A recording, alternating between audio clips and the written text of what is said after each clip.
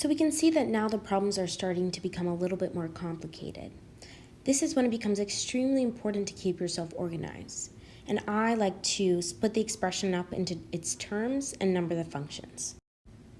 So the first term we have is AB, then C, then DEF, and finally GH. The first function we have is CDR, then reverse, then CDR again, and finally car. Now that I'm organized, I'm ready to begin the problem. The first step is CDR. So it's going to grab everything in that list except for the first term. So it's going to take away AB. We're left with C, parentheses, DEF, and then GH.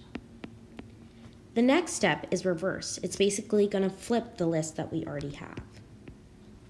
Oh, and I like to cross off the functions as well. So now we have GH, parentheses, DEF, and then finally C. Cross off reverse. The next step is CDR again. So it's going to take everything in that list except for GH, and we're left with DEF and C.